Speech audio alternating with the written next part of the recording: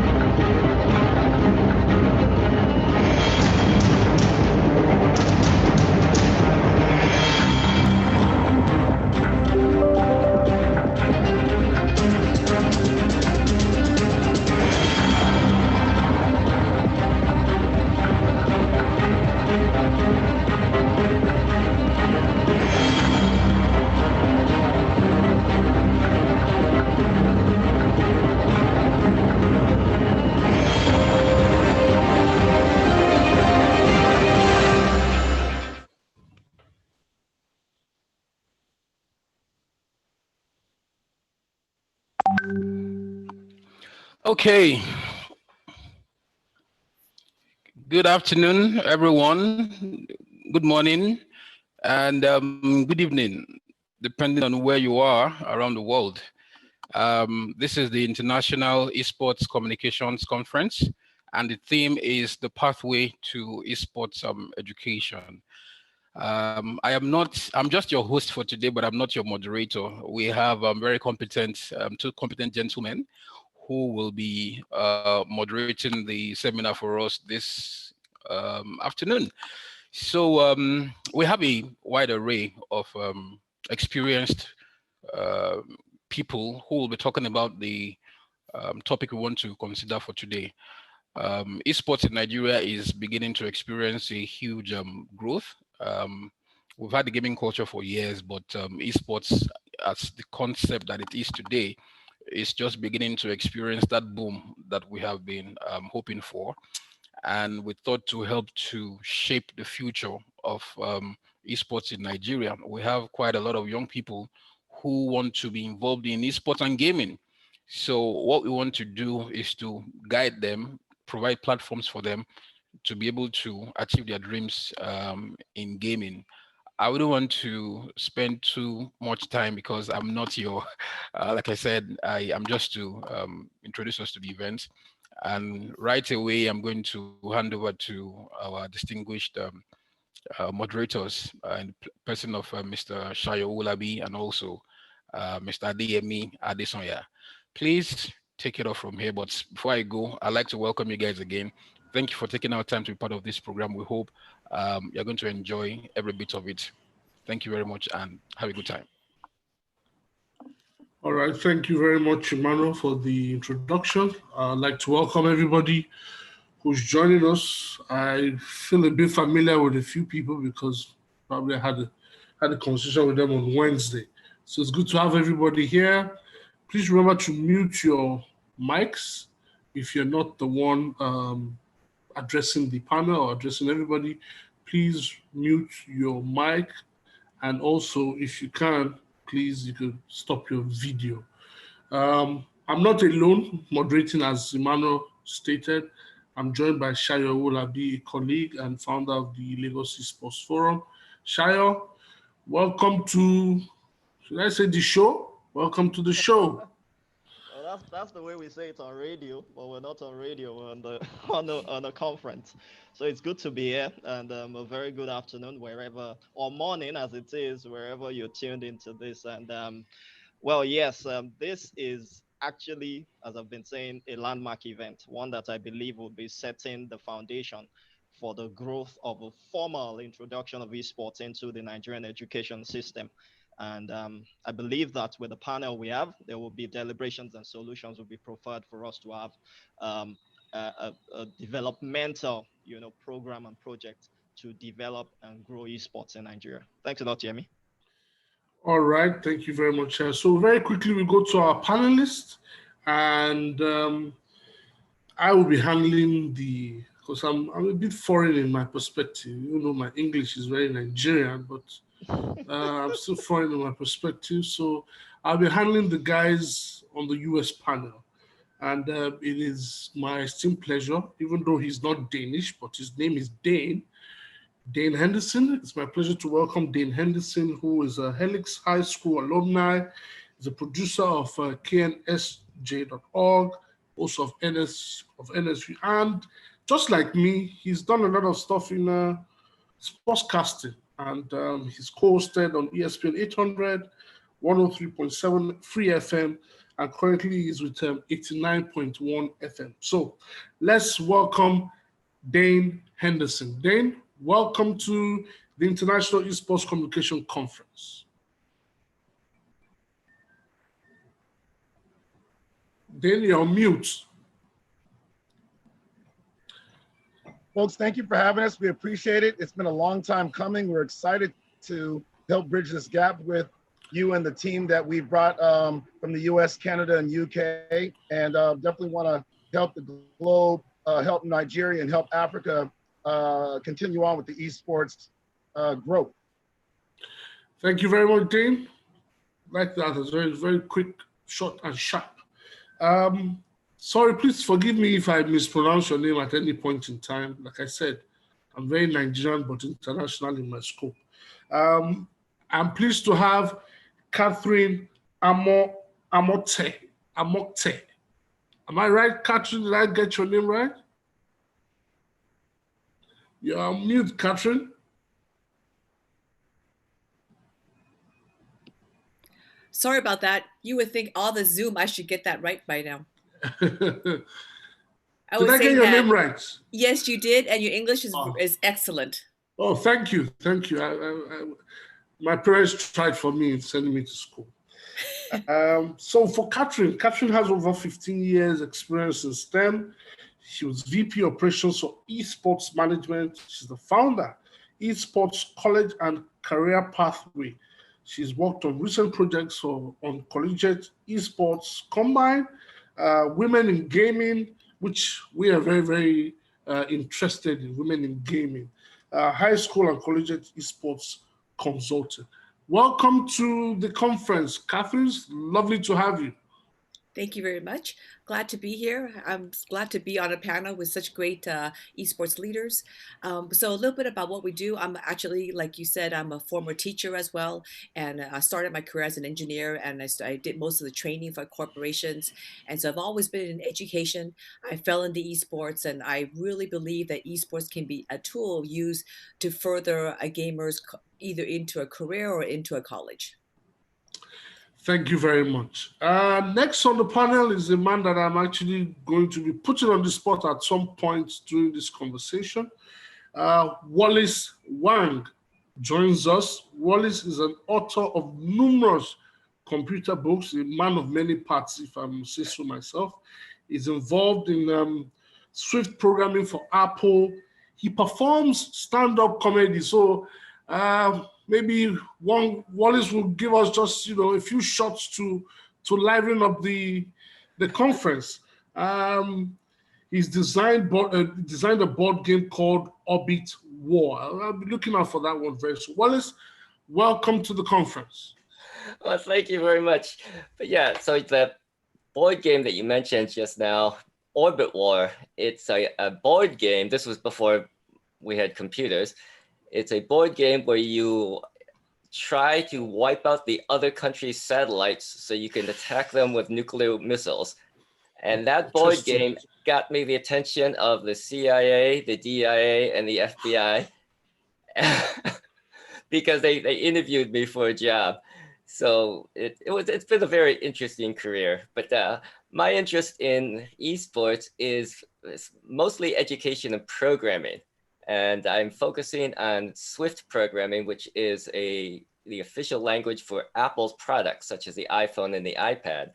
And I'm particularly interested in knowing how the iPhone and the iPad have influenced Africa, because I suspect most people have an Android smartphone. Is that correct? Well, I use an Android smartphone. I've never used an iPhone before. So maybe now that I know you, I might have a change of heart and decide to get an iPhone. But you would have the people that I'm sure somebody here uses an iPhone, so you will get really good feedback if that's what you're looking for. Thank you for joining us, Wallace. Okay. Okay, so the one that really interests me the most on the panel is Bonsai Caruso. Bonsai is a 6-time Grammy Award-winning mix engineer and producer. He's worked with numerous international artists from across the world. And the one that I'm particular about is I'm going to tell Bonsai to please tell us a story about Biggie or Diddy. I'd love to hear a story of his experience meeting either of those people. Bonsai, welcome to the conference. You're on mute, Bonsai. You need to unmute your mic.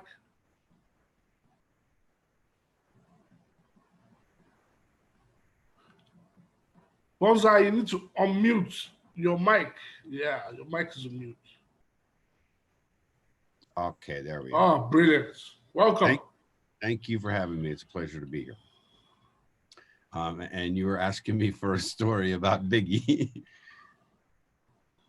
Yeah, I'd love to know that, or Diddy, as the case may be. Yes. No, it was a pleasure working with him. We became really close friends. We were both very young. It was years ago, obviously. But he was just a wonderful person to know and to work with, and a brilliant mind. And he would surprise us with his storytelling on the mic each time. So thank you for having me. It's a pleasure being here. And I'd like, as you well know, I'm would be contributing in terms of music education and production wise, and how to make things sound good, and music that's appropriate for each project. Okay, so that's brilliant. Thank you very much for joining us, Bonsai. So I'll switch over to Shayo now, who will take members of the panel from Nigeria. Shayo, over to you. Thanks a lot, Yemi. Yes, indeed, you have a loaded panel there from the United States, and I believe we can equally match them with the kind of experience the guys on this side too would be bringing to the table, though it's not a competition. I'll start with Bukola Akinbade. She is the CEO of Kucheza Gaming, an Africa-focused games and esports company for 6 to 18-year-olds. And Kucheza is creating Africa's largest common community of young gamers through a fusion of gaming, esports, education, and culture delivered in a non-threatening, restrictive way. And those two words are actually key, because in Nigeria, the parents will be like, why are you playing that game if you're just shooting people? You know how dangerous things like that is around here. Bukola Akinbade, we're glad to have you here. Hi, thanks everyone for having me. It's an absolute pleasure. And yes, my background is working with primary and secondary schools, trying to convince parents and schools that esports is a good gateway into STEM learning on the one hand, but also it's just all round fun, and it gets the children kind of self-regulating and all that. So it's been an interesting experience trying to juggle the gaming world and the education world, which are kind of almost somewhat opposite, so to speak, to kind of bring them together. But it's been absolutely a lot of fun. And I've got 3 boys that kind of get me always thinking about gaming and education each time. So so it's really cool. It's nice to be here. Thank you. Great stuff. Thank you, Bukola. Next, I'll be introducing Ife Akintaju. Is someone I met recently, and his work ethics is huge. Ife is a content creator for gaming and esports, and he's the founder of Afro Gamer, an online news, media, and entertainment company that focuses on esports in sub-Saharan Africa. For the past 10 years, I repeat, for the past 10 years, and he understands that inside joke, he has been implementing projects in media, IT, healthcare, and esports. Ife, the Mr. Afro Gamer himself, we're glad to have you here. All right, thank you very much. Hello, everyone. I'm looking forward to an interesting conversation. Thank you. Thank you so much, Ife. And next is a lady who it was very difficult to do a summary of her profile, because it was huge. And I can understand why. She carries an academic toga amongst all the panelists from the Nigerian side. I'm glad to introduce and welcome to the panel Dr. Oluwashemilore Ifeoma Ann. She is an intellectual property specialist with focus on copyright and related rights, e-commerce, and the law of banking and negotiable instruments. Our other teaching and research experience includes Creative Commons and open access systems, esports, international finance trade, and methods of payment. And of course, there are several scholarly grants and papers she's presented, amongst other things, at the Harvard Law School. We've seen at the Creative Commons Summit in Canada, and the World Intellectual Property Organization, World Trade Organization, also a colloquium they had, as well as the British Academy and Center for Law and Global Justice in Cardiff Law School. Doctor, glad to have you here as a lecturer from my alma mater, the university, the great University of Lagos, greatest tertiary institution in Nigeria. Greatest of the greatest. Great. Yeah. Good afternoon, everyone. I'm happy to be here, and I'm really interested in esports. My interest started with my children because anytime I'm traveling, all they're asking for is, mommy, buy me esports, buy me FIFA game, buy me this and all of that. Initially, it was very irritating because when everybody has gone to sleep, you see them sneak out to go play the game, but at the time they convinced me that, mommy, this esports is going places. I should just watch. That very soon, it's going to be very huge in Nigeria and I should let them start to learn to play the game. So I allow them. And then, of course, in the faculty as well, usually esports is part of the activities in the law society that they put there for the students. And I have also supervised some projects on esports of my students and all that. So, I started growing the interest and now I'm really very interested in it. So I look forward to a very interactive session today, and I'm happy to meet all of the esports guru on the panel, and I hope to learn more from them. Thank you. All right, thank you so much, Dr. Oluwashemilore. Finally, on this side is the chief host himself, the man who's gathered us all. Emmanuel Oyelaki is the president, Esports Nigeria, the Esports Federation of Africa. Is also an executive member of the Committee for Africa Esports Championships, as well as the presidential board of the World Esports Consortium, WESCO. Well, that's not where it ends. Emmanuel has a background in business development and is a professional with extensive experience in banking technology spanning over 13 years. So it's not 10 years this time, it's 13 years. Emmanuel, you're welcome to the panel. It's a huge privilege to be here amongst every one of us. I thank you for taking our time to be part of this groundbreaking event that we're putting together in Nigeria. And I won't take any much of your time. I just hope we have a great time here today. Thank you, everyone. Thank you. All right. Thank you, Emmanuel. Yemi, I believe we should set out with the Nigerian panel discussion.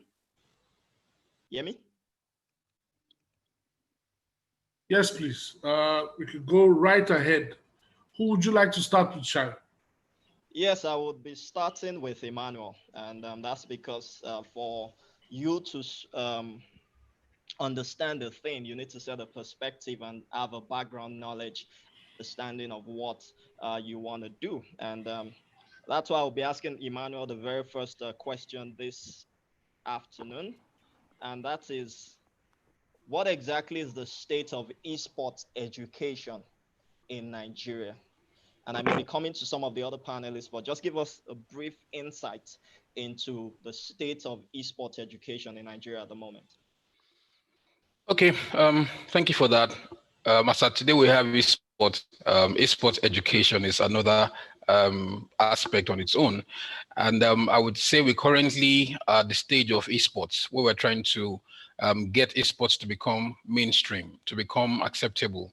And that's why some of the activities that we have been, doing in the esports scene along with other stakeholders has brought about the recognition of esports as an official sport by the government of Nigeria. So that's a major breakthrough for us. And what we now want to do is to further build on that awareness, to get more people to understand these sports. Before now, there's been this stigma attached to esports. Like Dr. Ifoma said, the kids want to play games. You think it's an irritation, it's a distraction, but there are advantages. Esports today is a very beautiful thing, and we encourage parents not to stop the kids from playing, but what we want to see is regulation. And as part of the guiding principles for managing esports, we thought to also bring about this sports education, get more parents to understand these sports, get them to understand the opportunities that are there, get them to understand the dangers also, the extremes, so that everybody can, have an idea of what it takes and be able to provide adequate guidance for their wards. We also hope to get esports into schools. I know some schools are already adopting esports, but we want to see a scenario where it becomes a part of the curriculum in schools at all levels, not just as an extracurricular activity, but it should actually be a curricular activity itself. So Mm. those are some of the things that were the guiding principles, what we thought about to come about this event. And thankfully, we were able to connect with this wonderful man from the US, Dane Henderson, who has also helped to bring his team to support the cause here in Nigeria. And we are where we are today because of that. Thank you. All right, thank you so much, Emmanuel. And I'll go to Bukola Kingbade now. And that's picking from what Emmanuel said about getting esports into schools and into the curriculum of schools. You run something that covers 6 to 18 year olds, and that's like primary school here to the end of secondary school, thereabouts. Now, give us an insight. You've had one tournament, and I'm sure you've done series of consultations and meet and greets and reach outs. How receptive has it been for the school authorities or the administrators of these schools, maybe at the public level or even at the private level, for esports to actually become something that will be entrenched in the school system? Thank you. I think for us anyway, in our founding thoughts, in terms of what we're putting together the company and the experience so far, we honestly thought that the school system was going to be quite restrictive, that they weren't going to be as open. So one of the things we decided to do when we started was to launch at an education fair. So we launched in October at Edu 360, which had over 7,000 people. That's schools, parents, and kids. So we interviewed hundreds of parents and school owners and kids, and kind of trying to figure out what the mindset was and all that. And one of the things that came through to us is that the reason why parents are a bit, not even a bit, like it's been said, why there's that called, apart from the fact that education is our main thing for any parent, even if you want to be a musician, it's a problem. So it's not just about esports, it's the idea of what is a profession that is a credible profession that I can say my child is this, and what we realized is after talking to parents and giving them facts about one, the educational value of gaming, and two, the economic viability of gaming, in talking to them, they seemed more open at the end of this conversation. So, which is very positive for us to say that the reason the gap exists everywhere in the world, because regardless of who you ask across the world, they're going to tell you the biggest obstacle or hindrance or limitation to esports are parents, and I'm a parent myself, I completely get that. But the point is, the more we educate, and that's why one of as a company, we think of ourselves as a pure play content company, because education is at the heart of what we must do for parents and for schools to kind of get that adoption. But the beautiful thing or the positive thing is the more information that schools get, the more information that parents get, the more open they become. Now, from talking to quite a number of parents, one other thing is absolutely clear, is that there's a huge parent to child gap. Now, and that is in all levels, so across all levels. So that is even in terms of age appropriate games. You have, you're talking to a 9-year-old and the parent is still saying, oh, I don't want the child playing games. And when you ask the child separately, the child's favorite game is Grand Theft Auto, which is an adult themed game. And so it's those things that we need to. So part of the issue is because there's lack of understanding. There's also that point that kids get to play games that are not meant for their ages. Meanwhile, if you do focus on the games that are meant for kids' ages, there's a lot of education there. There's a lot of sportsmanship. There's just a lot of things that kids and parents can learn through the process. So so far that has been our experience. All right, thank you so much, Bukola. I'm going to Dr. Oluwashemilore now. And still staying within the school system. Now, Bukola has given us a perspective from the primary to the high school level, secondary school level. Now, coming to the university, how receptive do you think, or do you feel esports would be for the university system? And that's because at the moment, people do not see the fact that you can create um, um, a different channel entirely, or a different bouquet entirely for esports. So people are thinking, oh, how can you do and still be thinking esports with the workload and most of the courses there are 4 units? So how do you think this would be accepted within the university system? Yeah, in the Faculty of Law, actually, there was a proposal to teach media law. And of course, esports would have been part of the curriculum. But the approval is still ongoing. We haven't gotten the approval to go on with that. Okay, so it's really huge. It's students are very receptive to it. And for the Faculty of Law, that's my department, Commercial and Industrial Law, to have made a proposal to start to teach media law, that means we are also very receptive to it. And then for the Law Society, that's the Law Society Association of the Students, usually they have it included in their curriculum for the students. So it's really becoming huge, and the university and the Faculty of Law is accepting to do that. But of course, there are procedures and there are protocols to go through. And I know that when that happens, it will be taught in the faculty.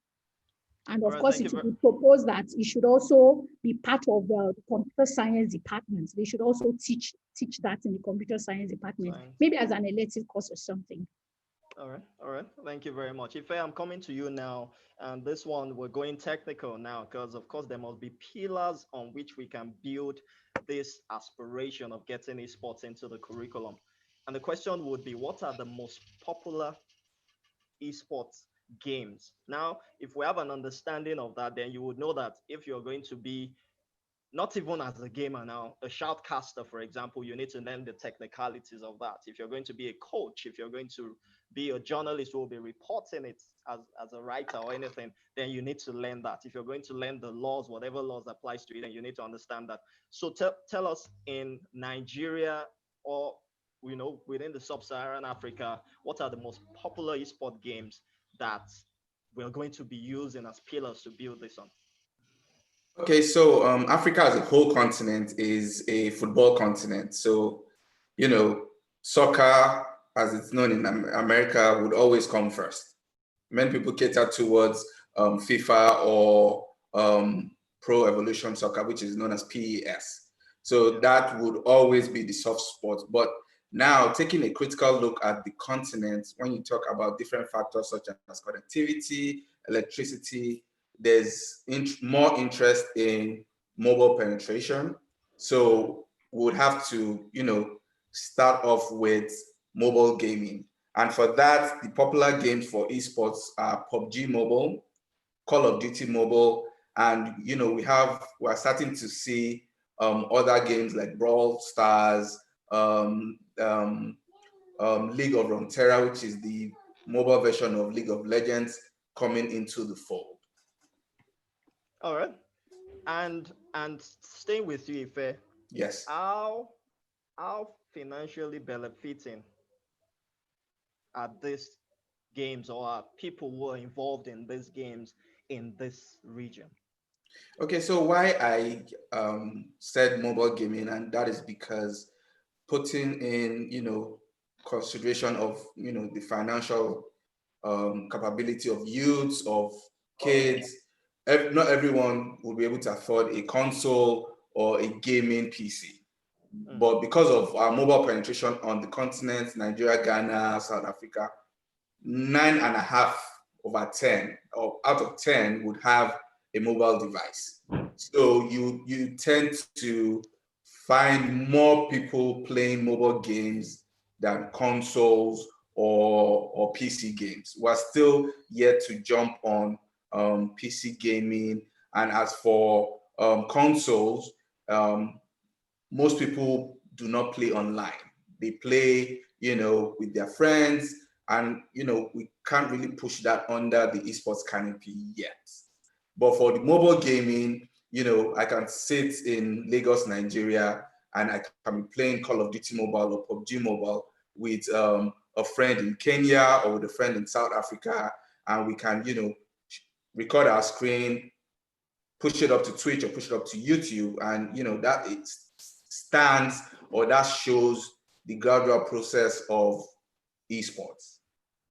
All right, thank you, Ife. Bukola, I'm bringing you on now, and that is to discuss the challenges being faced so far, or you've experienced before now, and the ones we envisage. Because of course, like Dane has been saying, if they understand the perspective of these challenges, then they would know the solution. We would of course suggest solutions, but they would also tell us, oh, this is how we navigated it because we have gone through this route before now. So what are the challenges being faced as regards esports at the moment, especially when it comes to dealing with the age range within which you operate, Kucheza Gaming?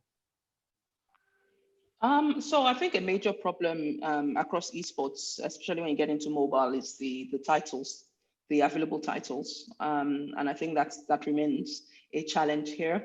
But getting to the more cultural challenges in esports is the infrastructure element within schools. So one of the things that we did going in was to go through to kind of start on the base of what kids already play games and go through their gatekeepers, their parents as gatekeepers rather than schools as gatekeepers. Now we did that, but through that process, we got a lot of interest from schools. Now the private schools are able to set aside, infrastructure to be able to support this, because part of the whole idea of us setting up the esports in schools is that you want to have all the different roles. So you want to have the players, you want to have the shoutcasters, the team managers, the team photographers, and you want it to be inclusive. You want them to be able to practice, to have a sense of camaraderie, and so that requires a level of investment or even just space, within the school system, if that is how it's supposed to be set up. So that is an extra cost on the school, so it's one of the things that we've been kind of thinking about in terms of how to, for schools so that we do more kind of like a place for a region or an area rather than, or having one school that other schools come to. So which is the format we're currently running. So we have partner schools. And so those ones that have the infrastructure allow other schools to come. But in that infrastructure, the venues, I think that it's a big challenge for us. The other thing also is on the one hand, for certain schools, some schools embrace sports largely, which is great. So schools that embrace sports, I think are easier. It's easier for them to kind of embrace esports because they already follow a sense of like teams and structure and inter-school tournaments and all that. But for schools that are still struggling to kind of get through the normal curriculum, it's increasingly more difficult to then add an extra layer. Worse off now, I guess, in the era of COVID, going through schools versus now, it's a lot easier for us to set up tournaments with the kids directly, virtually, because of the database we've been able to acquire over the last few months. Yeah, so but for me, I think I would first go with infrastructure. The second thing I would say is in terms of the broadcast rights, as an example for some of the titles, because if you are able to then, you can get more reach from being able to showcase the tournaments that you're playing across a larger market, then the ecosystem starts building. The parents start to say, oh, okay, I see, okay, this thing is, what's happening here. And I say, oh, I know what this thing is now, because one of the kids that came for our tournament, the only reason his mom allowed him to come from Badagry to Ikeja was because after the boy was stressing her out, that she Googled and she searched and found the company, and she researched and found that there was a level of trust to say that this thing is legitimate, which is the other mindset beyond everything else, is that is somebody trying to scam me, which is the other point that exists, I guess, specifically for us here. But those are the challenges that we've come across. So I'm going to ask now, which do you think is the easier route to these kids? Will it be the parents or the school system? Without a shadow of doubt, for skill, it will be the school system. Without a shadow of doubt. All right, let me come to Dr. Oluwashemilore now, and Emmanuel can get ready for my next question. Dr. Oluwashemilore, let's assume, because now you've cited the Faculty of Law being interested. You also made reference to getting the computer science department, which is under the science faculty, being interested also. So let's assume there's a brief dropping on your lap now to actually draw up a roadmap for this to be actualized, say within the next 6 months or probably 3 months? What would you say are the basic needs to set this off and set things in motion within, maybe for a test run, University of Lagos? And I'm talking esports education now. Your microphone is muted.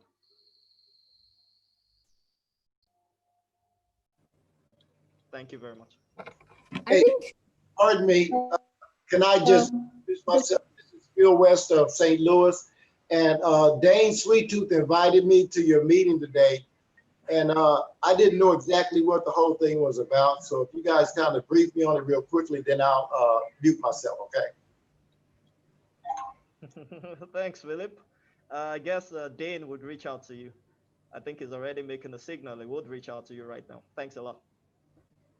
All right, you can go on, Dr. Oluwashimura. okay, so what I'm saying is, at any point the university or the faculty decides to introduce the media law, and of course, esports is going to be a part of it.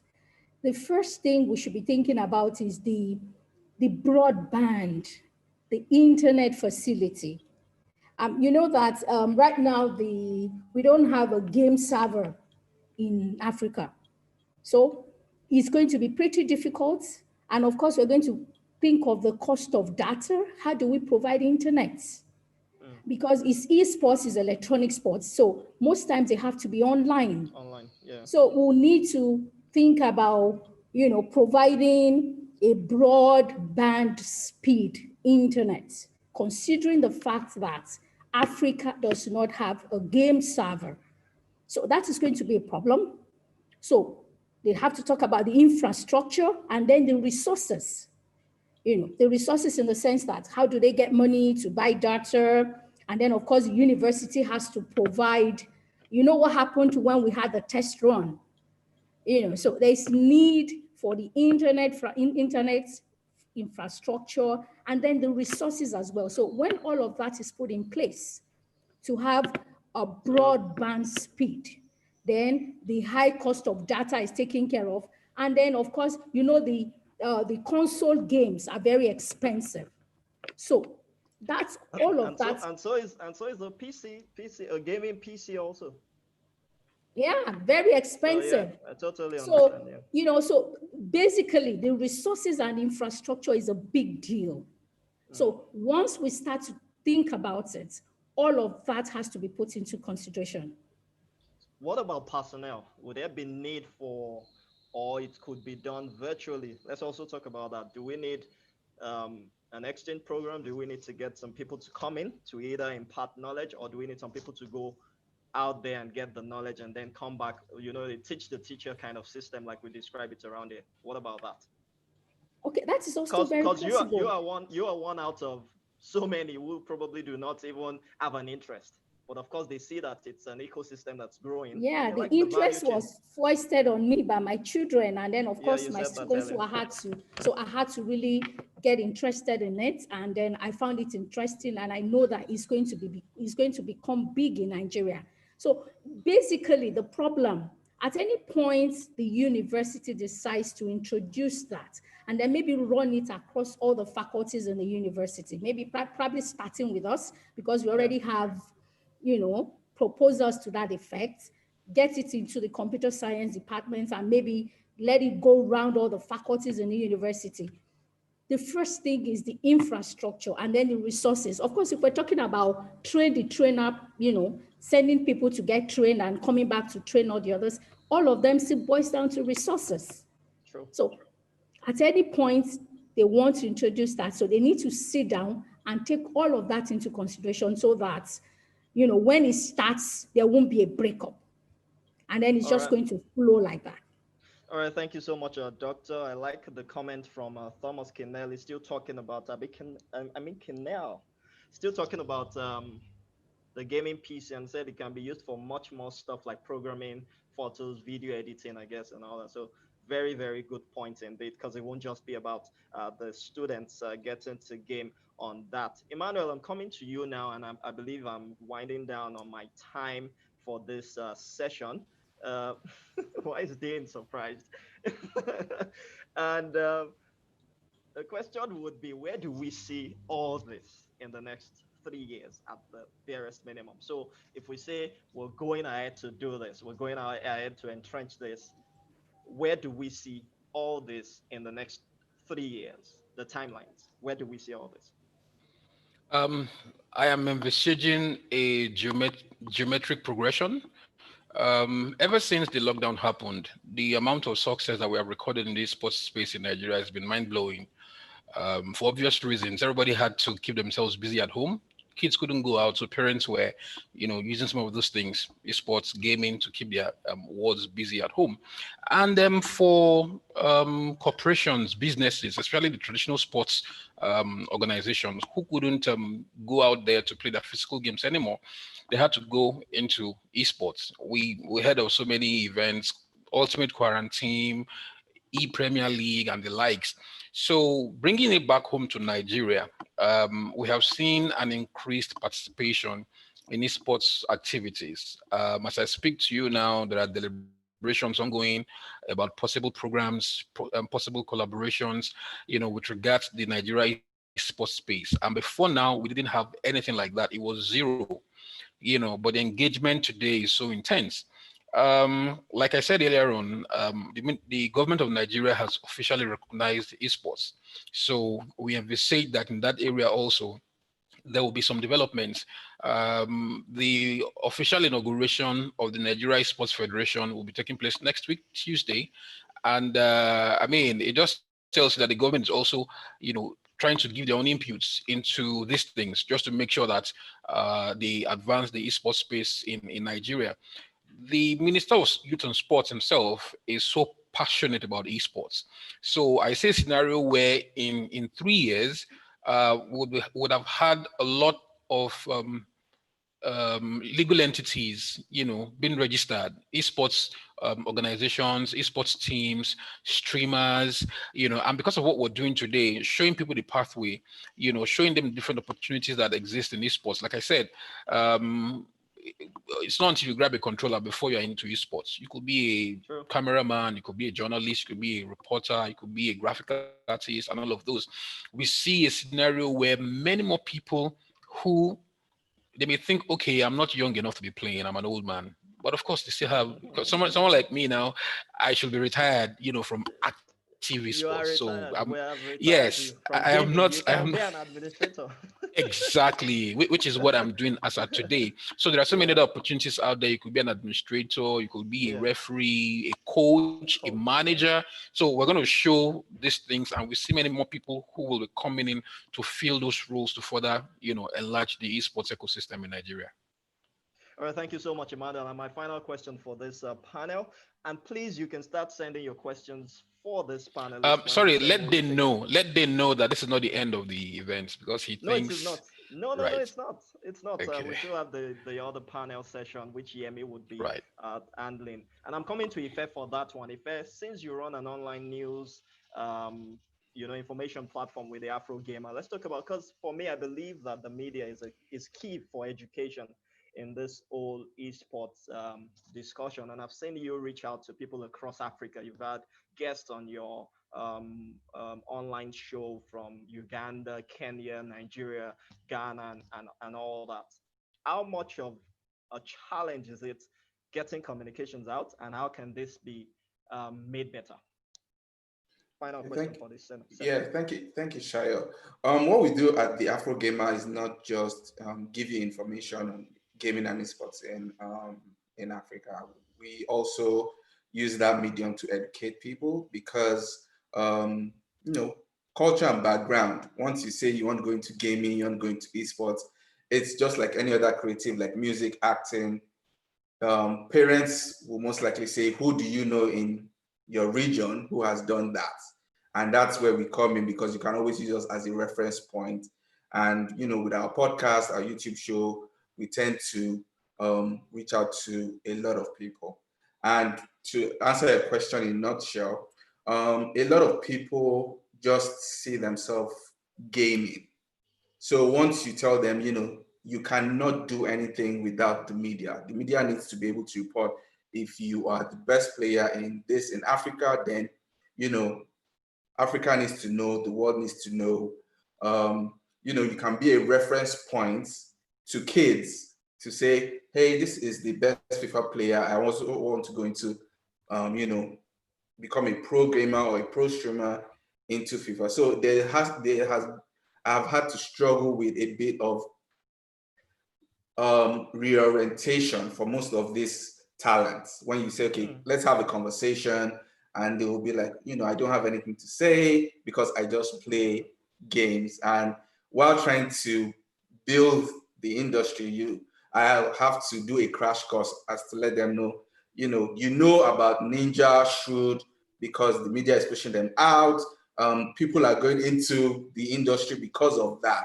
So you being at this point, it's not just for you or for your little community of 5 friends, but it, you know, a kid in Rwanda can reference you when they are trying to go into the industry. All right. All right, Ife, thank you so much. Let's tell the African story. Now we're moving on. Dane is already bouncing, getting ready to go. And yes, indeed, I would hand over to Yemi right now. Thanks to all my panelists, by the way, Dr. Oluwasemilore, Bukola Akingbade, Ife Akintaju, and Emmanuel Oyelakin. Yemi, signing out from this panel. All right, thank you very much, everybody that's contributed.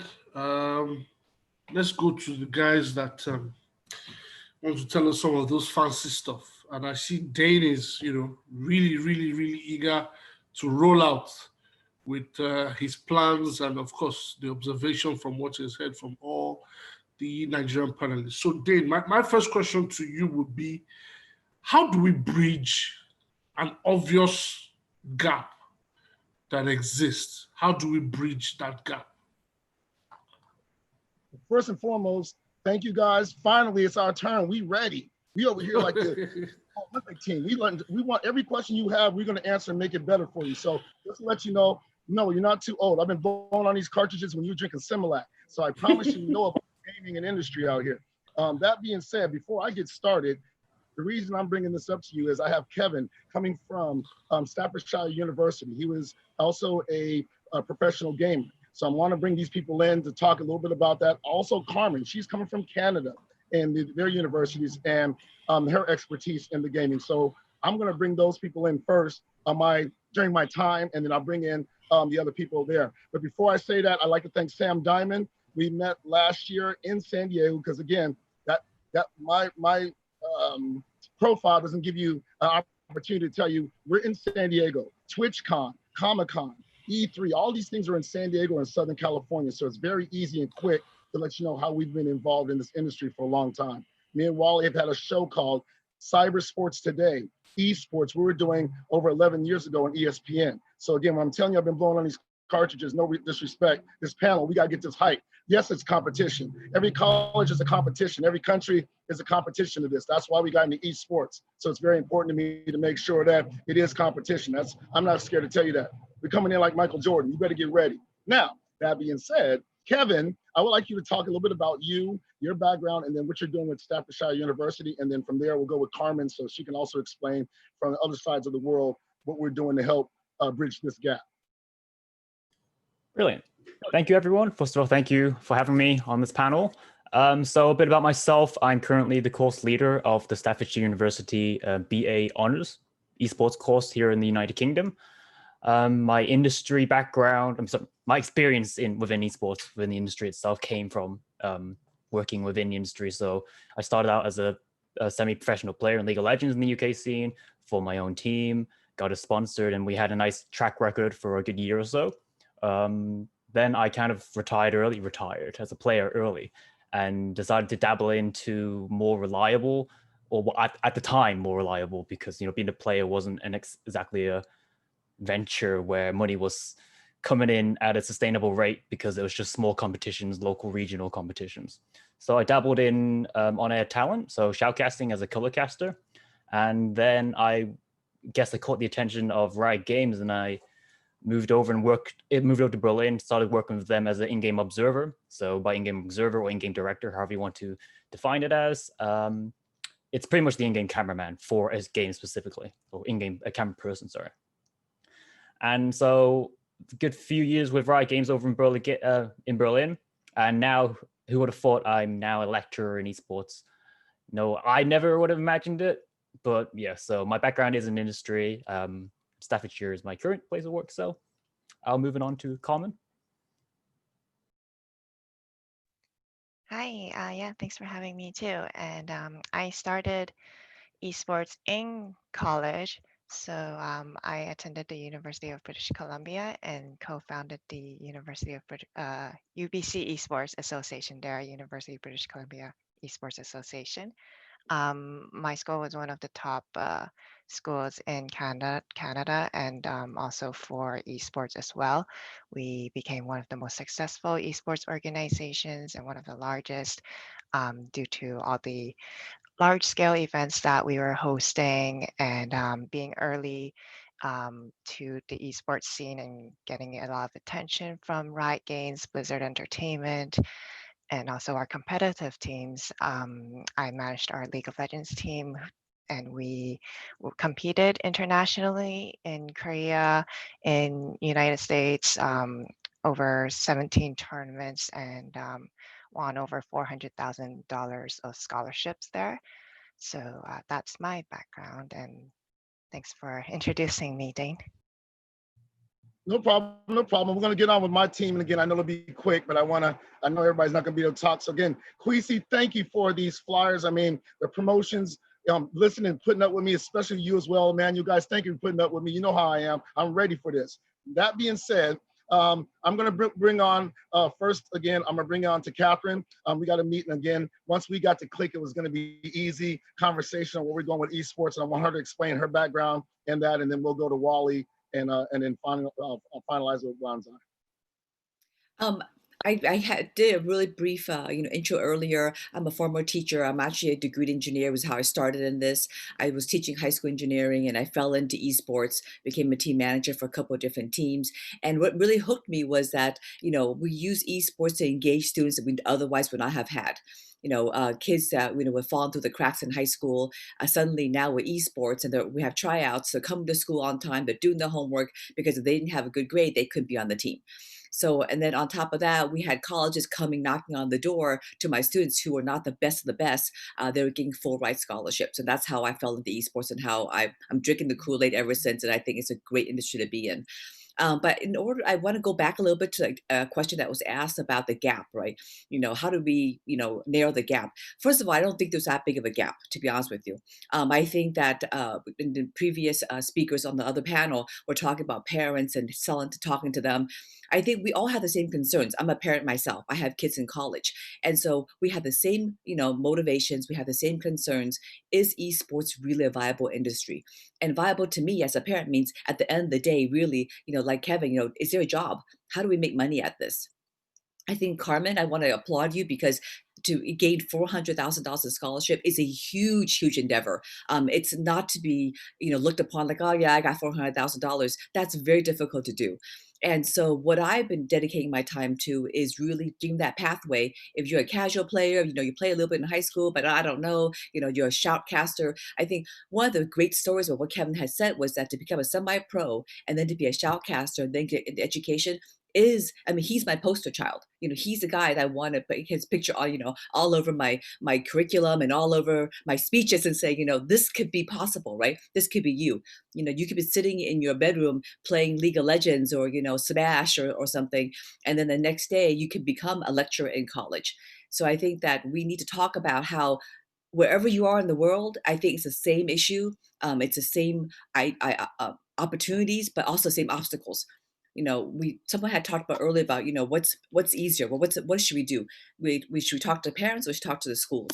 I think that they are hand in hand and they're partners, and if we don't get both of them together across that bridge, we would never be successful.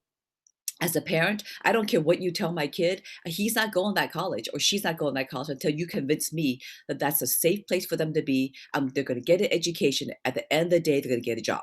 Okay. And I think for schools, I do a lot of work. I'm in Southern California. There's a lot of poor areas in my area that I'm doing a lot of work with. And, connectivity it's all over the world. It's not just in Nigeria. It's all over in the US, in fact. How do we get equipment to these kids? And, having a server nearby so they can compete with everybody else is critical, because if you're sitting in Nigeria, you could be the best player in the world, but if you don't have connectivity, you can't compete with someone in Canada, or in EU, and so on. And so I think that those are the issues that we all face. And I think that one of the great things, though, about COVID, I hate to say this, is that it has projected the esports industry, I think, 5 times over what we would have if we were sitting here without COVID. I think people are more aware of it. I think people honestly understand that there are positives to this industry, and not just, oh my God, my kid's wasting their time, and all the other things. And I think that it's coming out that there are actually positive to helping kids with focus issues, helping kids with anxiety and so on. And so I think the industry will leap forward, as Emmanuel said, and it's going to be a great place in 3 years from now. And Midi, I'm sorry, I say your name. I'm sorry, boss. Adimi? You're on mute. See, this is your show. I did. No, and I'm letting you take it back over. I just wanted to make sure I got a little bit of everybody before I can answer questions, because part of the gap is she's right. Dr. Ifoma, excuse me if I'm saying it wrong, I'm a learner, I promise you. But servers now are in the cloud. So some of these things we can work out. Some of these things we don't need a server directly in Africa. It'd be better, don't get me wrong, I'm not here to argue and debate, but we can start to find out gaps in which we can use the cloud-based servers, which they're going to do in the future in gaming, as you can see, to help support Africa on that. Again, as far as other programs we work, like autism, PTSD, other programs mentally, is very important to us. Agriculturally, how do we use apps and programs Wally talked about that we can use to help with agriculture, timing, those things. So again, esports is esports, but part of the computer science is helping support part of that agenda with you guys. And again, helping bridge that gap by that questions that need to be answered. Who do we put in those positions to make sure that Dr. Ifoma gets what she needs, making sure Kevin gets what he needs out of Africa to make sure we teach. I think my biggest thing is, how do we get you guys as scholars, teachers, and doctors to make sure other scholars, teachers, and doctors in other schools in in Nigeria and Ghana and other African countries are seeing this and making sure they're taking and help give us the course information that we need, so those courses are specific to those areas in your communities or your countries that are needed. Somebody's speaking. Say something? No, go on. Oh, no. You done? Yeah, I'm done. I was just to say, I'll just say thank you again. And Wallace, quick question on Wally. Tell them a little bit about you teaching computer science in Zimbabwe, so they understand that you've had some experience in Africa teaching education. Yeah, in 1989, I taught at the University of Zimbabwe computer science. And what amazed me was, even though they lacked the equipment that we might have had in America, the students at the University of Zimbabwe were just as motivated, as intelligent, and I think even more intelligent and more motivated than many American students, because they lacked the modern equipment. We were using just all these ancient PCs that were breaking down, that monochrome monitors, but the principles of computer science are the same regardless of what equipment you're using, whether you're using a game console, an iPhone, a PC. The principles are the same. And so I found the African students at the University of Zimbabwe just amazingly intelligent. And so when you look at these scholarship programs too, you guys talk about scholarships. I mean, there's money to be raised. You got banks, you got organizations, you have FIFA soccer players. You have Christian Okoye, used to play American football. These people that want to go back into their communities, especially Nigeria or Ghana or anybody else that are tied to FIFA and other programs, should go to those people and reach out for those scholarship programs. Again, you're educating and helping your communities. So it's not hard for them to say, hey, how much does it cost for a scholarship program for esports or an extra computer or two, in those areas? And again, I'm not here to talk about costs, because obviously it's going to be different, but what can we do to help support that, especially with esports programs? Microsoft is trying to get into, with their new systems, as well as PlayStation, everybody else also knows that, they're about to spend a lot of money, because E3 and other areas weren't spent what they normally spend on marketing, to areas that we can help support. So if you want to do game tournaments and events, include those banks, include those organizations, those local stores that are selling products. Make sure that those people can help bring scholarships to those communities. But I think my biggest thing tonight to take out of this is right now is, what's next? What small courses can we get ready for you guys right now to get going, and how we can be the certificate companies with those organizations. Meaning that if you guys have some ideas on how you would write your curriculum for your 16 to 18-year-olds or whatever age group you have, put some things down and some notes on what you're looking for. We did a survey, SurveyMonkey. Wally did, again, I know Wally over 20 years, so it's a little easier for him to understand me and what we've been doing. But going to E3, TwitchCon, Comic-Con, the experience we've had over 20 years that a lot of you guys probably had a chance and opportunity to. If you can, please do. Twitch changed what we thought about, the mentality of what people want, where the gaming is at, where music is at. Bonsai Crusoe come in and help us with the music and sound and game and apps. Every game has a song or music or sound. So that's 100% of everything we're going to be doing. So if it's even themes for some of your sports players and Nigeria colleges, this is where we could help out. Bonsai, to give you a chance, I know we've been sitting 50 minutes because they have us sitting here trying to get these championships. But Bonsai, for you, what have you taken out from this, and what do you think we can do to help support this gap, especially with you working with a lot of African, Mecca, I think is one of the girls, right? You were working with that you made the album out of Nigeria? Yes, NECA, yeah. Yeah. Once again, thanks. No. Go ahead. No, I'm sorry, Bonsai. I was just going to ask you, what do you think we can do to help bridge the gap? You've been doing it through the music. You've done it through, obviously, artists and working in Africa. What do you think we can do to help bridge this gap based on from what you've heard?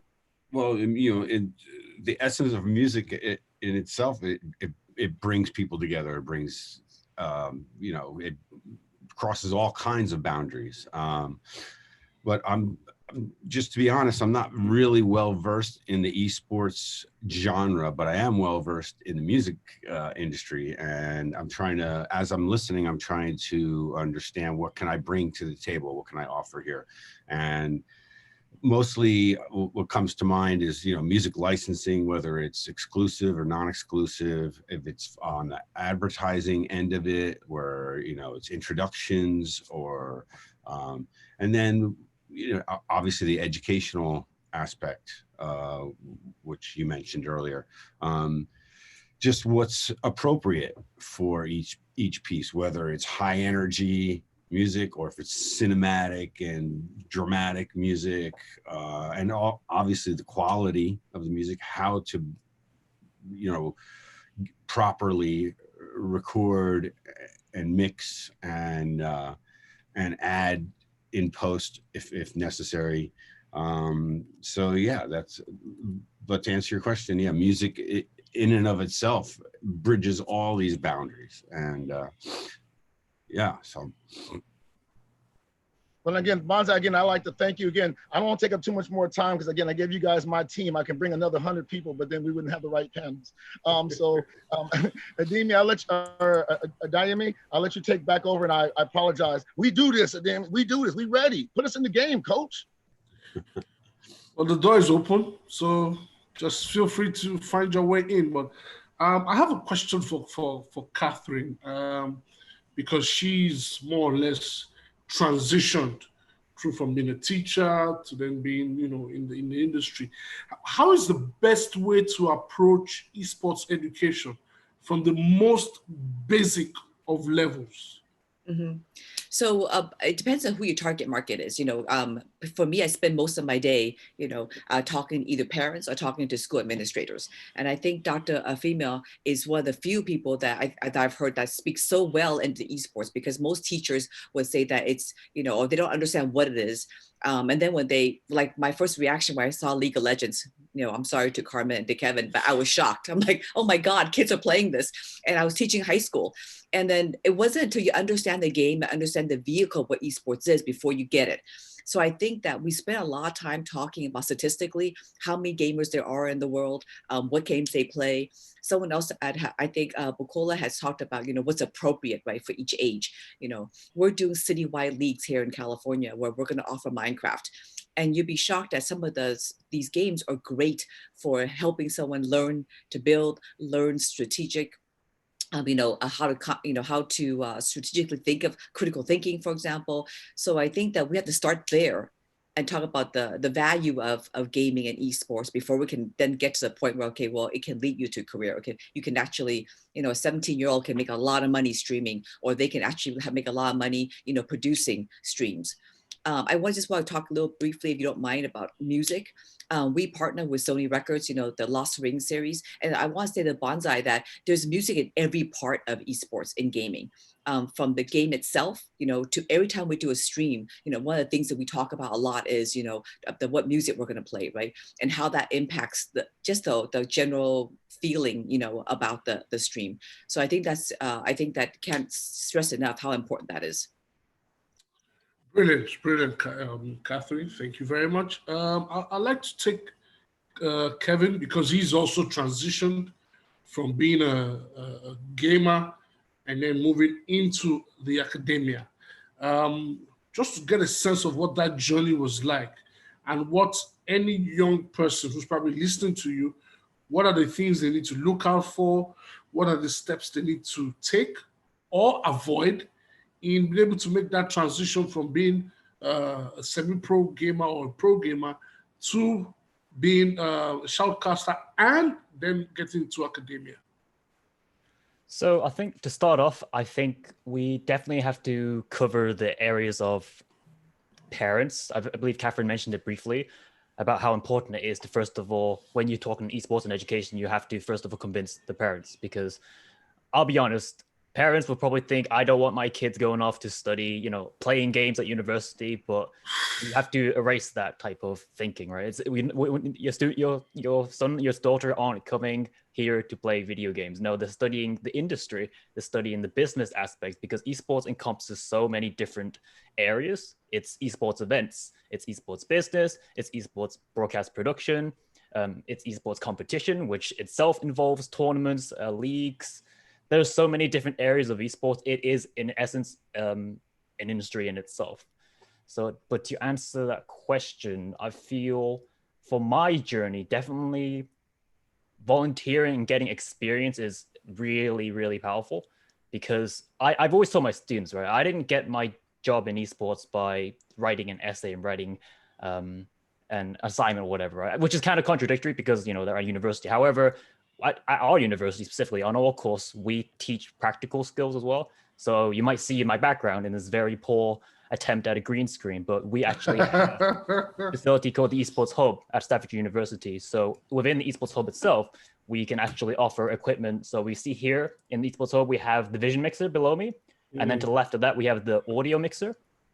And where I am currently placed in my face, we have multi-cameras. So this is it's almost industry standard setup for a broadcast production, which is actually my specialty when I came into the industry. So students are actually coming on, again, not playing video games. We encourage it though. We encourage playing video games, because esports itself, it's playing the games, it's watching, it's competing, but there's so much more to it, right? It's also a community. It's an entertainment industry in itself. But they can come, they can learn these valuable practical skills, and they can then take those practical skills and then apply it towards industry when they decide to work there or not. Brilliant. Let me ask you one more question. I was going to say, how open is your university? For instance, you probably can't make a decision for the university, but how open is the university set up to having partnerships across borders, partnerships that can help in exchanging ideas, exchanging, notions with respect to the industry? How open is your university to doing, having such partnerships? Mm-hmm. Definitely. Staffordshire University has multiple partners across the globe, actually. We have partners in Singapore, in Hong Kong. We even, just specifically for esports, we actually have a few students going over to our partnership institution in Kajani University in Finland on the Erasmus scheme. So it's where some of our students go over to their institution to study for a semester, and then we take some outbound students in ourselves. So there is so much potential for global reach. And I think that's what we need right now. We need to collaborate. We need to talk. We just need to, because my passion is esports, and I believe in the industry in itself, esports, but also I believe that standardization and credibility, of course, but everything just has to be accurate. We have to have the right people in the right places. And yeah, definitely open up partnerships. I might not be the right person to talk about as a whole from the university, because I don't want to talk from the university's perspective, but from a course level, as a course leader, we're definitely open to talking, to discussing, and collaborating with international partners. And that's part of this, just to add to it, no problem, is that's the whole point about our team. We're going to be Red Eye Nation University. So we're working with the universities here, like San Diego State, to help support and have the esports program. And they have a world program. But for us, again, every college, and Carmen can talk a little bit about hers too briefly, but the bottom line is Kevin's hit it the nail on the head. I don't care if it's USC versus UCLA or Cambridge versus, Harvard or whatever the case is. The bottom line is there's so many people, we can't take it on by ourselves, even if I wanted to own it, right? You guys have to see the University of Nigeria, some of your universities, or Ghana, or Uganda, or Ivory Coast. Either way, each of your universities in Nigeria or whatever should be taking on these courses. The first thing I think, though, is like Wally teaches an extended stories course, and so does Kevin. There's a little bit more where these people are going to be college students already ready to go. We got to also find out again from your high school students to get them going, to make sure that we're doing gaming and then having some basic 2 or 3 week course to suggest that, so we all, again, universally can help support that. Because again, we can talk about what we're doing, but the unfair part is, we might be a couple of levels, as I say in a video game, ahead of where we need to be at compared to maybe some of the students. Not everyone, and that's unfair. But getting into high schools, Dr. Ifoma, had mentioned is, how do we hit those 15 to 16-year-olds? So about time 18 comes, here are those scholarship programs. Here are those universities they can attend. They want to go to Staffordshire and home of the Bulldogs or whatever, Staffordshire is a terrier, but home of the Bulldogs, or do you want to go to Canada and be a part of their team? That's the point. Get the competition going. Get people to be universe, like 2 + 2 is 4, no matter what university you go to, and then make sure that those teachers within those communities or those programs will help support those. Now, quick question, Sam. I know you got an itch, and I'm going to give you at least 1 minute because it ain't my show. But Sam, talk a little bit again about your background, Overwatch, and then what you see from what you heard in a minute. Give us a minute on that. Okay. I have about 5 years of experience coming from professional Overwatch, and that's been my esports experience. I was a little bit of a player beforehand, but I really got into esports through Overwatch. Accessibility has been the biggest problem that I've been experiencing as a coach, all the way down to a player. It's amazing how quickly just a little bit of connections and a little bit of talking can move and shake things to bring people together and get the resources that you need for your team, for your people, for students that you're working with. Connections are the biggest issue I've ever experienced in gaming and esports. People just need to be open and honest with each other when it comes to gaming and esports. If someone needs a laptop, they need a laptop. I had someone almost quit a team on me because they didn't have a headset and they were too embarrassed to say so. I find that ridiculous. It's something that can be as simple as just connecting with people the right way at the right time, and understanding that when you have these resources, when you have these amazing people, rely on each other, build this out. You have to be, as soon as that happens, you can start trusting each other. You can say, hey, you know what, like Staffordshire and what we're talking about with like our university and our material, you create that rivalry, you get that friendship, that partnership forged immediately. And that's the hardest part, is just being open to each other and saying, hey, you know what, Staffordshire, we don't know 100% like material. What are you thinking? What have you been doing? Hey, you know what, Nigeria, you're asking us now, hey, let's all sit together as a group. We don't have everything 100% laid out. No one does. That's being that vulnerable and that openness, and esports doesn't allow that. We have a hard shell. You have to win. You have to be doing these things, and that causes a lot of burnout. And I think that causes a lot of mental fatigue for players, and that's a huge issue for us. And I think that just connecting with people will lead that. We'll start leading that portion. No, Diamond, you're right. I mean, Sam, you're right. Communication. Carmen, what have you seen and what you heard? And the question basically is asked, how do we get started? What did you see, and what do you think we can do to help bridge this gap, as he asked? To increase the infrastructure in Nigeria, and is that the gap that you're asking about? Yeah, I mean, just their gap. Yeah, I mean, just trying to get the growth of having, obviously doing these events, obviously getting started with the degrees, getting started with that. From what you've heard right now, what is your view on what we can do next, and what, how we can start to bridge this gap to help this growth? Yeah, first of all, it's a really good start. I mean, I this all happened in the US with the government recognizing esports athletes, and I see Nigeria following the same path. And it's not that I don't want to say it's not difficult to bridge the gap, but it won't take too long. I don't think it'll take too long because the government has already recognized it. And once you've established a community it already has a big user base, especially for mobile gaming, right? And once you've got those people together and start running even from grassroots events and amateur teams, it'll follow the same path where you'll start to set in more of the foundation and the structure. Students will be a lot more involved. Parents will see, and parents and teachers will see that students want to be involved, and they will want to help them. And so having anything like events and teams, tournaments going on will be a great start. If I could come in very quickly for Catherine, I was going to take Carmen, or Carmen can come after Catherine. How can Nigerian gamers be attractive to guys like yourself to get scholarships? What are the steps we need to start taking from here to make our guys attractive for that kind of funding? Wow, you're singing my song. I could talk about scholarships all day long because I feel that it's an ultimate equalizer. That we talk about helping, we talk about low-income communities and so on.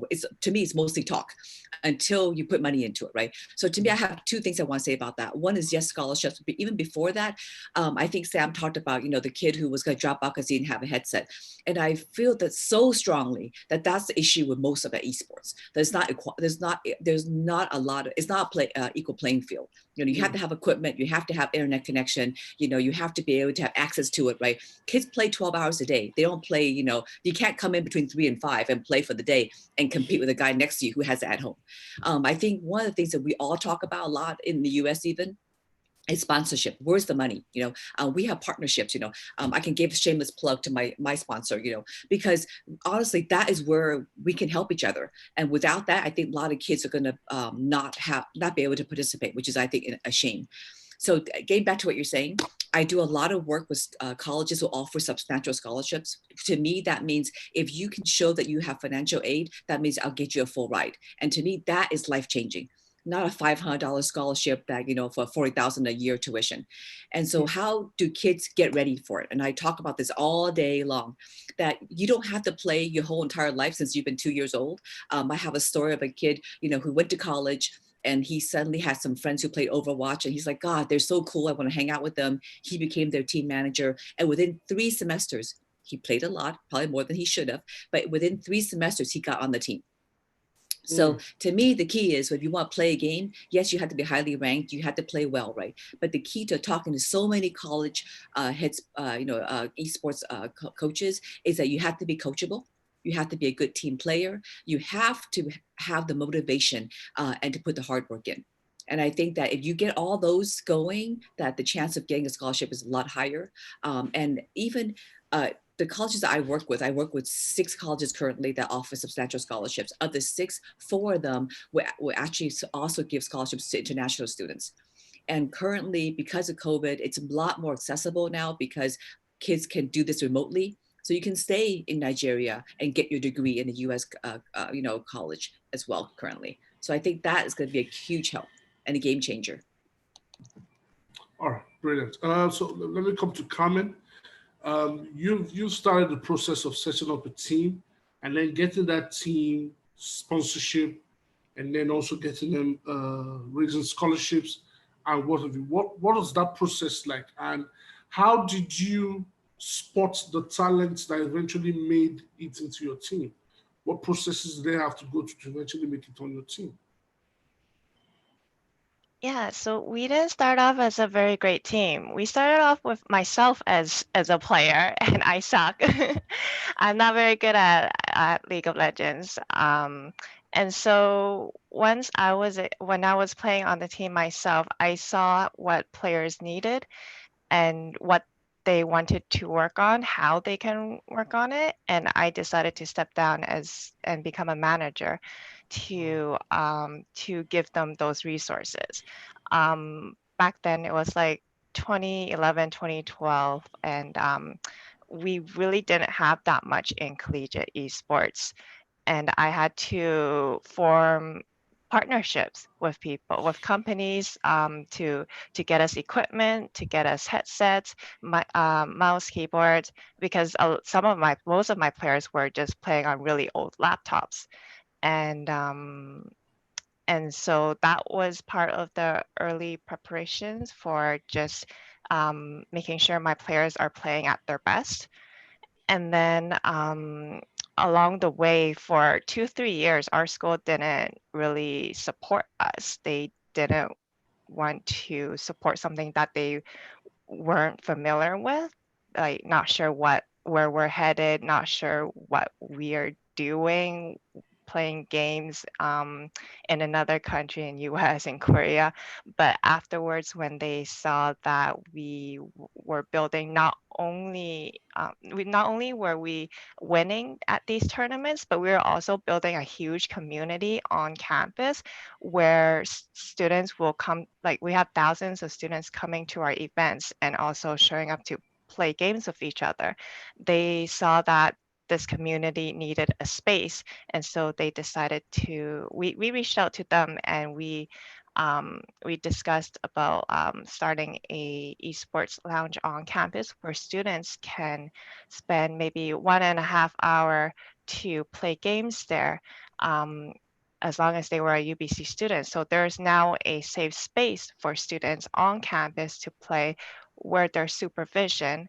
And that's another thing that added to the structure of the team, giving them space to be able to socialize, strategize, and compete, and also play casually with others. Interesting. So what that means is that we have a lot of grinding, a lot of groundwork to do to make ourselves accessible. We need to compete a lot more, get into competitions and put our stuff out there for you guys to see us and then spot and look at the potential talents that are available. Dane, you wanted to say something? Yeah, just to add what she's saying, again, just to give you an example, again, Wally's been with me. We helped start ESPN, Cybersports Today, ESPN, Disney. Couldn't believe it. Went and sat out after we were, me and Wally were on a previous radio show. And again, we did the same grind. I worked at a gaming center. I managed gaming. I'm talking about XPS Dell computers back in, geez, I don't know what it was at Wally. It doesn't even matter. But if you go look up Jordan Gilbert, he's nothing. He's one of the top players in Counter-Strike and now Valorant, I believe. Has probably a 500,000 followers. I knew him when he was 16 years old, and me and Wally would interview him at MLG and other gaming, again, it's in San Diego, it's unfair, but other gaming tournaments. So we got a chance to meet a lot of players 12, 13, 14 years ago. The Winter Game Fest, UCSD, same thing Carmen says. They weren't looking at it, and all of a sudden this computer group lab at UCSD ends up getting tournaments with Smash Brothers. Next thing you know, I had one of the biggest Smash Brothers tournaments I've ever had, and I'm not even into that. I mixed the Madden and Smash Brothers. All of a sudden, there's 102 people at a Dave & Buster's. So to answer your question and what Carmen was saying, yeah, we started off kind of grassroots. If the EP is correct in regards to trying to market, because again, we were taking on something that nobody was doing, or it wasn't popular. So you're right. You sometimes have to be like Bill Gates and say, hey, listen, I'm not going to get a scholarship here at Harvard because you're not doing what I'm doing. So same thing we did is started off primitive, game tournaments. Wally can contest, going to E3 and other tournaments, playing the best Madden player, and I get to beat him for a quarter, at E3 in front of everybody, and taking that on. Talking to gamer saloons and other companies at the time, the Frag Dolls, the PMS girls. I mean, starting to connect a lot of groups at the time to help support esports. And really, everybody wants the same thing. Everybody wants to compete. They want to meet more new people. They want to open up that group. And I think with Africa, again, it's great that you guys are having the meeting and socializing in Africa. That's the most important thing, is making sure the communities know each other. But don't forget about the people in these other areas to help support you. We would love to bring you on, showcase you some things. But you also, for me, again, I'm going to go one more time, is what do you guys need? What do you guys have set up for programs in which you guys think is the best way to, like Emmanuel has done and Kwesi has done, is, hey, what courses do you need, and then how can we help develop that throughout the different regions to make sure, again, it fits your region? How does it fit Nigeria compared to how is it going to fit Australia? You know, how do we make sure that we're all a part of a general scholarship organization to help Nigeria and again, other countries that are out there to make sure that that scholarships or those programs make sense. And again, if you're here for marketing, I'm with you, coach. I started off with the marketing and silly games, and like everybody else said, it's bigger than us now. And so that's why I appreciate everybody being out here. Kevin and Carmen, Wally, Catherine, again, you guys already know that. And also Bonsai, it's bigger than us, and we need help and support, and we need to teach more people so we can have this grow bigger. All right, let me talk to Wallace, even though I'm still waiting for him to throw a major punchline for me to, laugh a bit. Wallace, what is the difference between regular programming and programming for game-specific programming? What kind of thinking process, what kind of thought process goes into those two distinct areas? Well, I would say there's no distinction between regular programming and game programming. Game programming is just another way to use logic. And so the end result in a game may be blowing up a dragon flying at you compared to creating a database for a business. So it's really not that different. The only difference might be graphics. But even then, many modern programs, just like a simple word processor or a spreadsheet, they require graphics. So you need to know graphics programming, you need to know basic programming principles, you need to know a little bit about artificial intelligence, because a lot of these programs, even word processors, are using AI for checking your spelling, checking your grammar. So there's really no difference between game programming and regular programming. There's no distinction at all. So what you're saying is that if somebody wants to get into creating games, a regular programmer can also be a game developer. He doesn't have to have any kind of specialization in any specific side of gaming or programming, rather. Yes, in fact, recently Apple put out a press release saying that half of the programmers that they had hired recently did not have a college degree, and a large majority of them were music majors and philosophy majors. Wow. They were self-taught programmers. And so yes, you as a programming instructor, students do need a basic core knowledge of programming in general, and then they can specialize in certain fields, such as artificial intelligence or graphics programming or numeric computing. So there's always specialties, of course, but any programmer, and again, you don't even need a university or any formal training to be a programmer. Again, Apple proved that. You have music majors, philosophy majors. You have a lot, for some odd reason, music majors tend to be extremely good programmers. And it's something to do with the way you have to learn music. Music is very mathematical and precise. And somehow there's that knowledge of music and programming that works together. Can you just take us through the thought process? You said you work with Apple in Swift programming. What is the thought process that goes into, putting the entire package together and making it accessible and easy for people to use? Like I told you, I haven't used an iPhone before. So what makes it so special? Well, what makes an iPhone special, in my opinion, is that Apple is emphasizing privacy much more so than Android, which is a Google product, and Google makes their money tracking people. And so that is why I'm focusing more on the iPhone, because the iPhone, even though it has a smaller market share, it is more privacy oriented.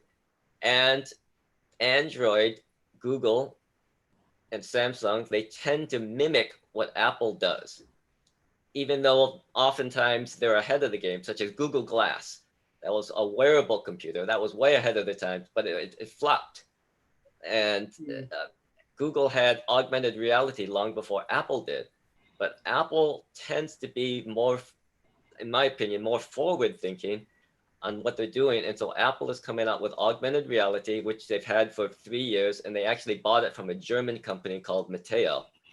And so what I do with Apple is I watch what companies they're acquiring. And then 3 to 5 years down the line, that's the product that they're going to release.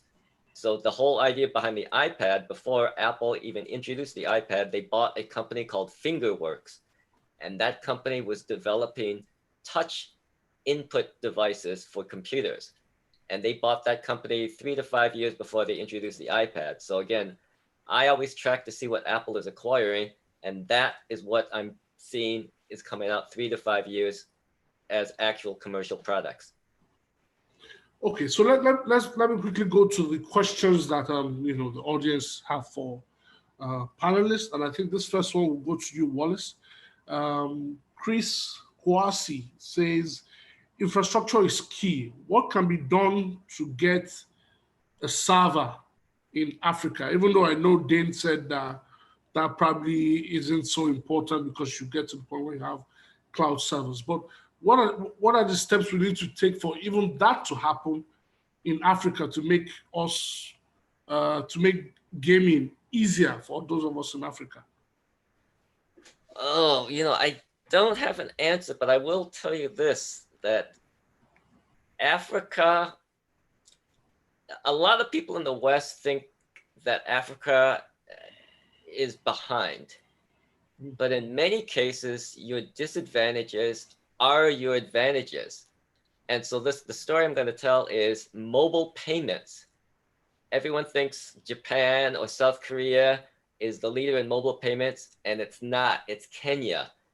And the reason why Kenya, they have something called M-Pesa. I'm not sure if I'm pronouncing it right. Yeah, correct. But the reason why Kenya became the mobile leader was because their telephone infrastructure was so awful, because you needed cable wires, and they did not have that. So as soon as mobile technology became commercialized, Kenya jumped on that immediately. And because Kenya's banking system was so awful, people did not want to carry cash around because they couldn't even go to the banks.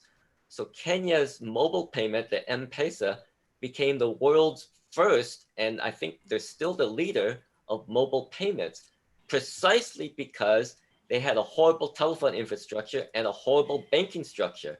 And that is why America is behind in mobile payments, and also with wireless and cellular technology, because America had a great copper wire telephone infrastructure.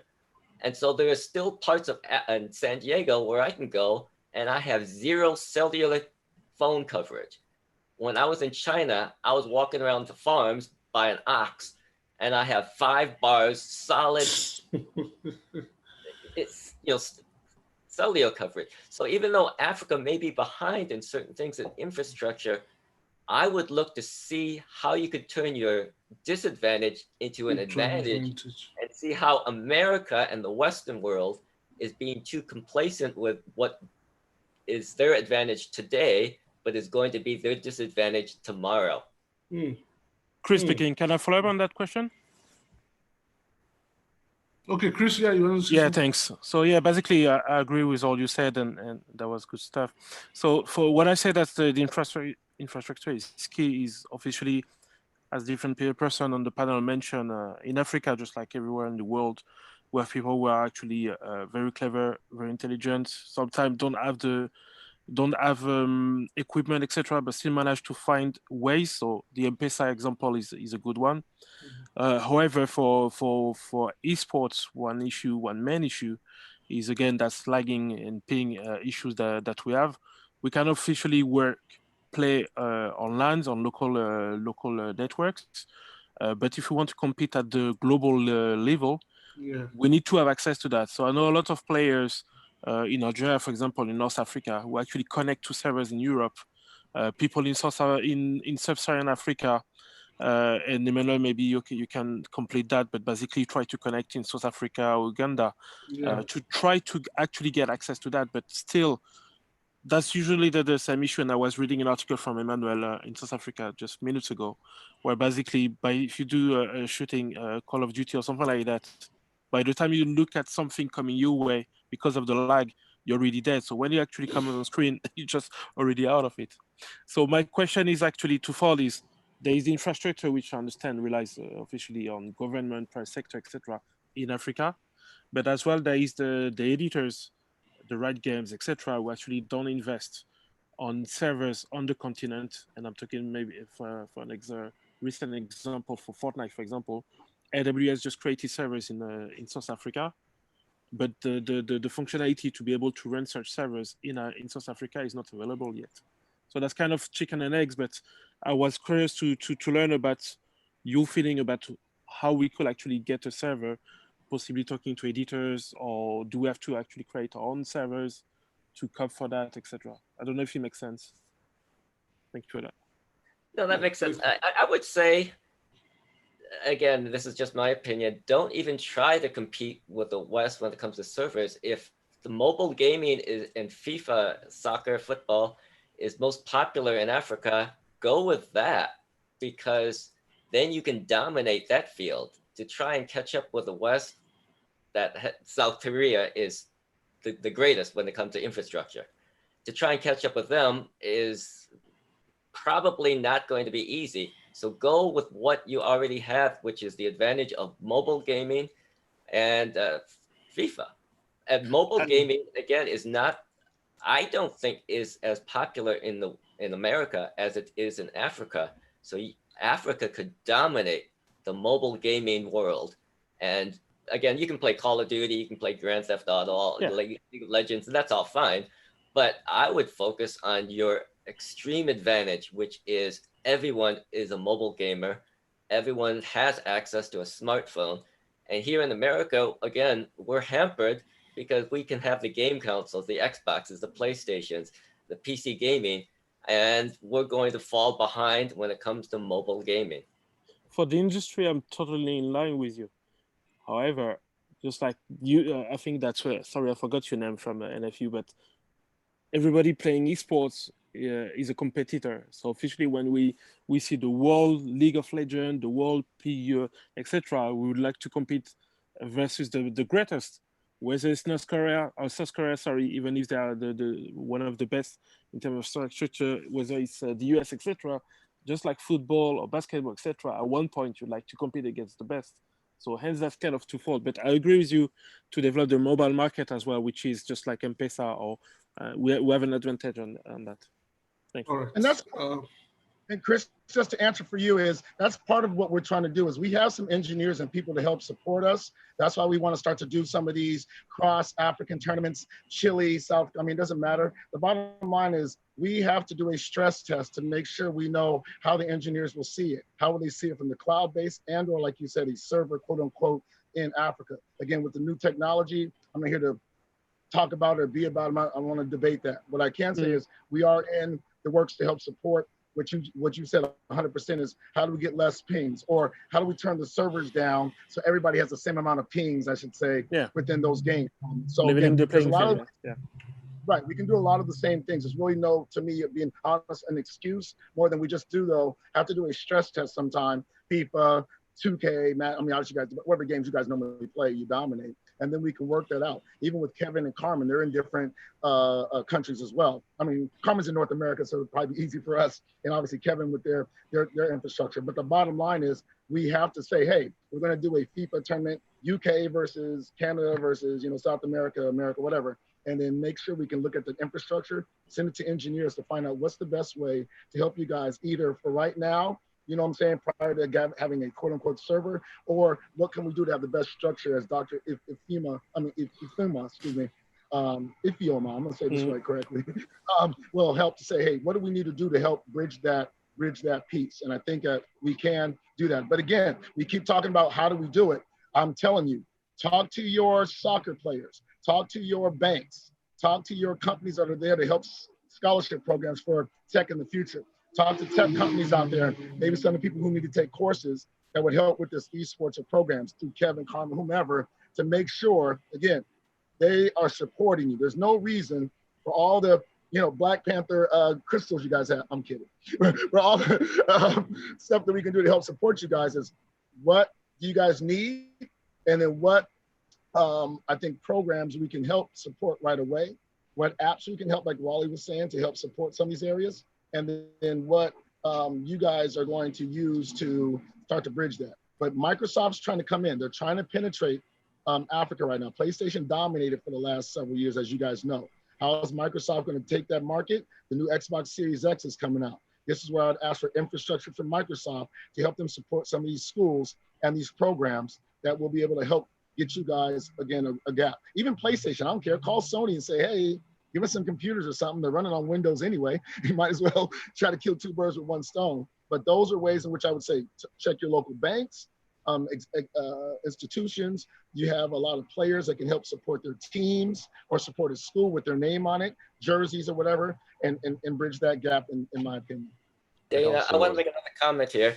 I know people in Africa may want to compete on the same level as the rest of the world, but use the analogy of the Olympics. How come African countries aren't trying to win figure skating? Why aren't they trying to win, downhill skiing? They could, but there's no point. Why? Wallace, that is changing, actually. That is changing.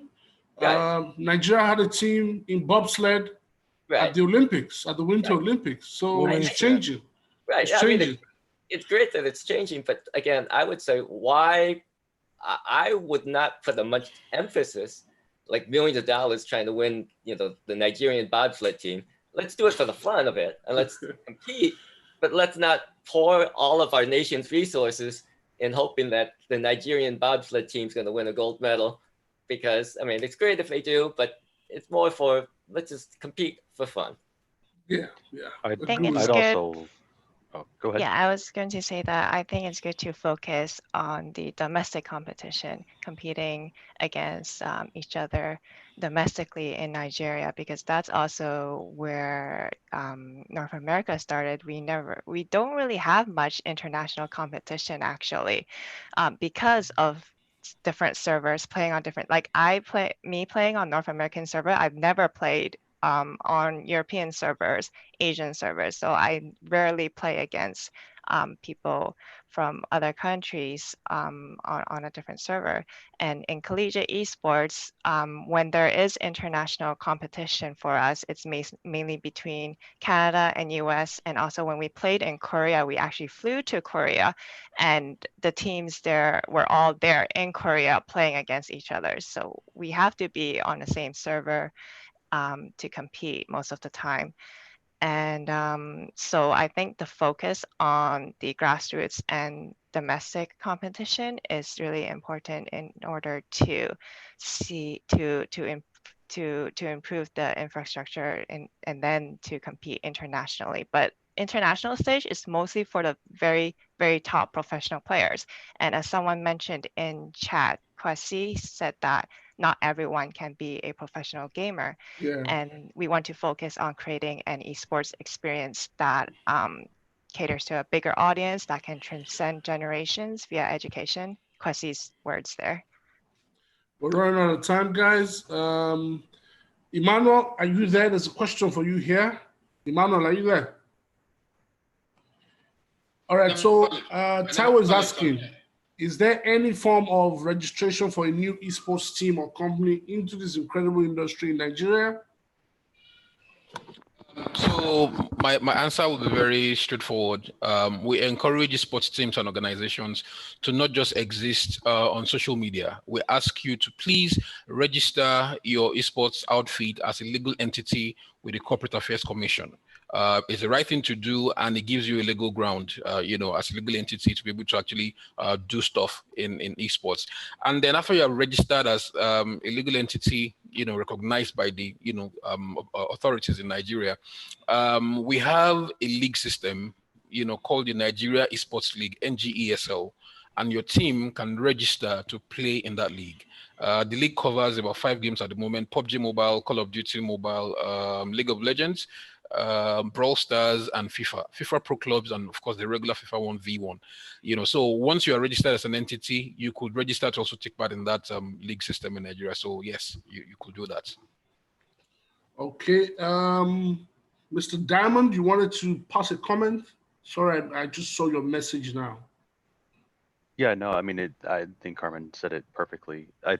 Developers coming from a coach, like we've talked multiple times to developers, the only time that things make a major change in a positive direction, at least in the gaming space, like adding servers, adding different accessibility options to a game, is through developer and player relations. You have to start with a good base. You have to start with a good community. You have to start building that out from the ground up, or the developers won't listen. If you want to start education, you have to start somewhere. You have to start with the kids. You have to start building that up. You have to have an idea to go forward. And if you want to build out an industry within Africa and Nigeria, any other African nation, even throughout the world, you have to start with a good base of people that care about something that they're willing to push forward. So that's a huge part of what is would help bridge the gap, at least on a very simple level, for esports in Africa overall. Lovely, thank you for that. Catherine, you are at the forefront of women in gaming. So we have a question from Periscope asking that any advice for Nigerian females trying to enter the esports scene? Yes, that's a tough question.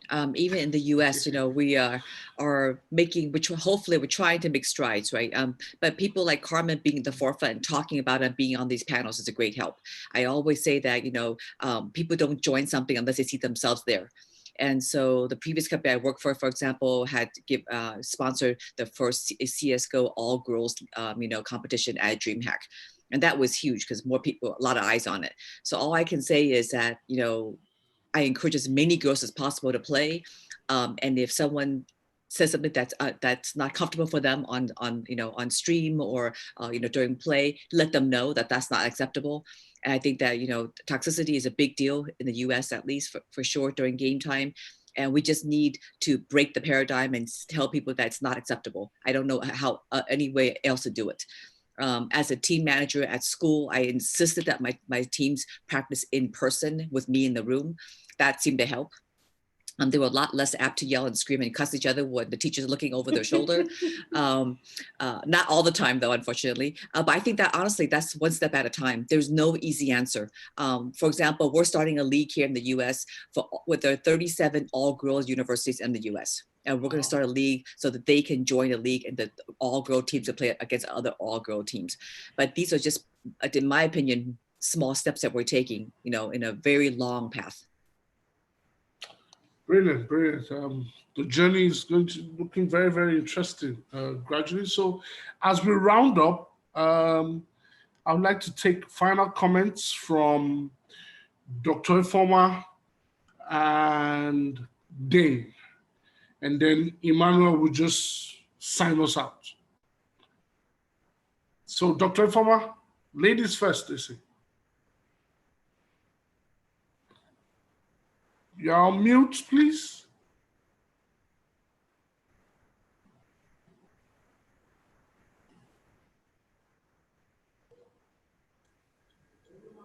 All right. Yeah, my last comment is that we should watch out for esports. And I want to advise my fellow lawyers to get ready because it's going to get really huge in Africa. The esports is already in the proposed sports policy that is coming up. So there's already a law that is coming up that is going to back esports in Nigeria.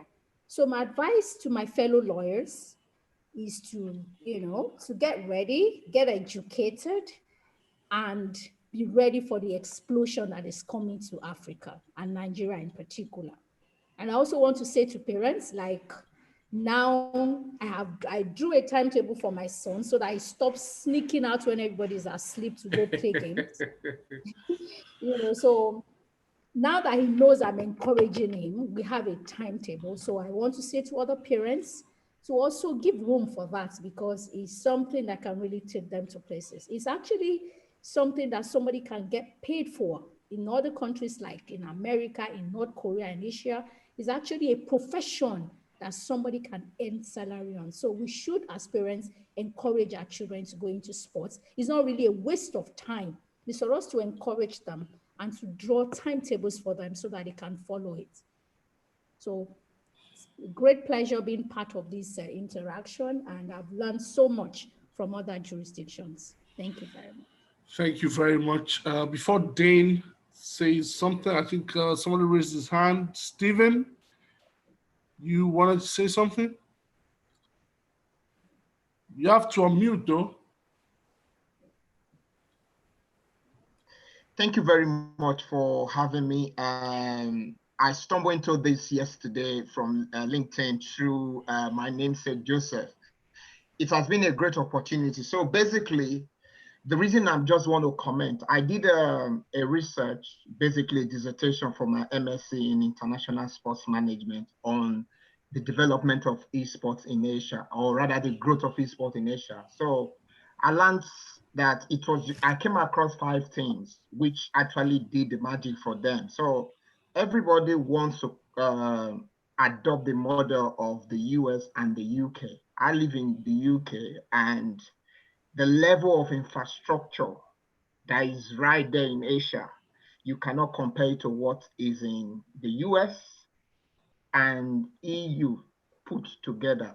So based on my research or what I've done in the past, my simple advice is that Nigeria should adopt a model that is better for them as a nation, not trying to copy another person because the laws are different, the perceptions are different. So what is obtainable here? Like before you do anything, everybody made mention of parents and the child thinking of what to do, but nobody said anything about consent. So in looking at this whole aspect, we have to adopt what's better for us. So that's my take. And thank you very much for having me. Thank you very much. So Dane, final comments, then Emmanuel will sign us out. Again, thank you. I really seriously thank Kevin. I think Carmen, I think Catherine, Wally, obviously Bonsai, Sam Diamond, Solomon that's on here. Really thanking Queasy again. Thank you for making the flyer. Emmanuel, thank you for getting us together. The bottom line is this is where we need to start. We need to continue to have this conversation. To answer you, Stephen, you're 100% right. You need to focus on Nigeria. You need to focus on Ghana, whatever country you're from that you're going to represent. That's going to be based on yours. So I believe you, and I'm with you 100% on that. Because even in America, we got games that you don't play. If we play 2K or Madden, it's huge here, but in your community, it's not big in Africa. And in America, we also have disproportions as well, because we play certain games that are not college level. So Overwatch, League of Legends, all of them are normally catered to certain communities that play those games. Not a lot of the Americans, Africans, I would say, because we're not African American, but Americans, Black Americans, don't play those games. We might play more 2K, Madden, some Call of Duty, those things. So to bridge that gap, even within our communities, and helping make sure esports is all the way around, is what it's all about. I manage 2 of the NBA 2K players right now that have been drafted. So again, my focus has been on that. Wally can tell you, again, I manage a kid that plays Fortnite, one of the top, I say 100 Fortnite players in the country. We've been around some of those. So the bottom line is, Catherine and everybody else will have their own style and how we're doing it. And that's why I want to bridge that gap. But Stephen, you're right. Find out what you guys need for your communities to make sure it fits for your communities. If you guys don't play 2K, I don't need to talk to you about Michael Jordan, even though he's the best, right? But you do know, Manchester United or Chelsea, or you do know Keem Olajuwon, right? Or you do know those people from Africa that have bridged that gap in basketball, have bridged that gap in other sports to make sure that we communicate together. So, but again, everybody, thank you. Let's keep this conversation going and let us know what you need. You guys, let us know what you need, and let's get that structure started right now with these worldwide connections you guys have. Brilliant. Brilliant. Thank you very much. I've been wondering what Catherine has been sipping on. I would love to have me a taste of that as well. But she's been having it all alone. She didn't even offer me. But it's okay. Shia, I'm offering to you. I'm offering me to you. Yo, okay, thank you very much. I actually won't mind. I won't mind. I won't mind a sip too. Because just the country just kept going. I'm like, wow, She actually inspired me to go and get a drink myself. So. Hot here, so you need a bottle to cool you down, man. All right. So Emmanuel. Okay, can I say one thing in my defense? At 7 o'clock in the morning, if I don't drink coffee, it would not be a good interaction today. Oh, I see. You are forgiven. Emmanuel, please sign us out.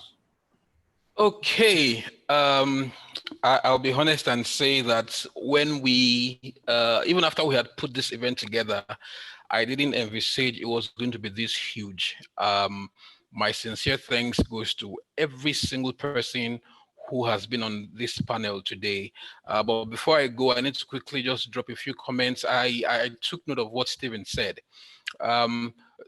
Different cultures, different environments, they are structuring their markets, in their own peculiar way. We cannot do copy and paste. Nigeria has to do what works for us.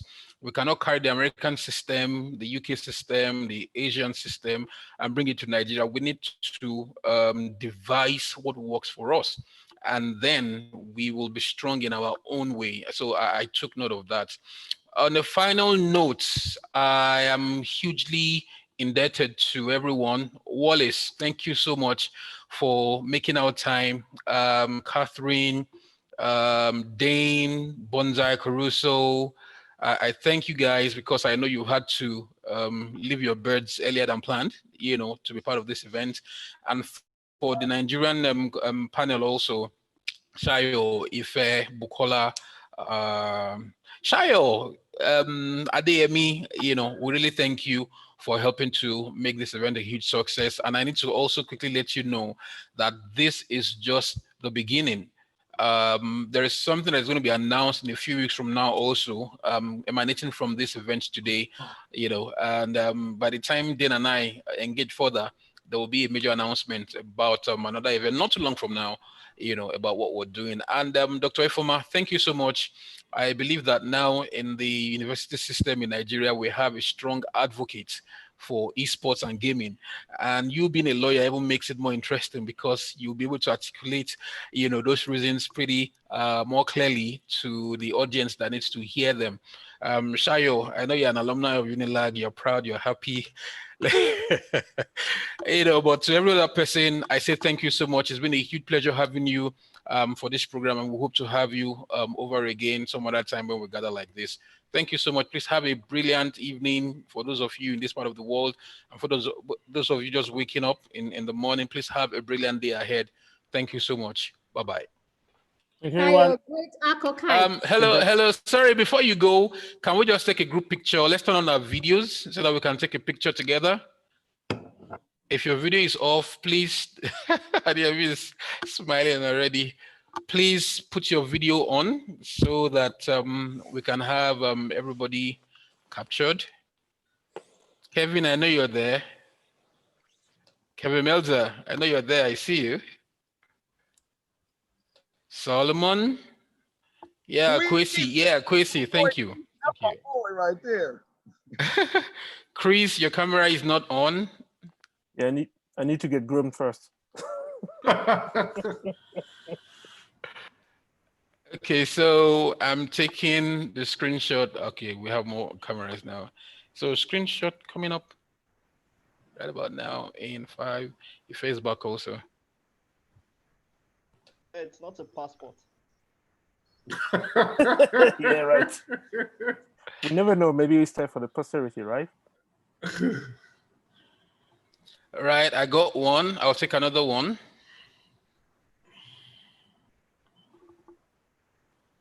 Save on my desktop. Thank you. That's one. Now for the last one.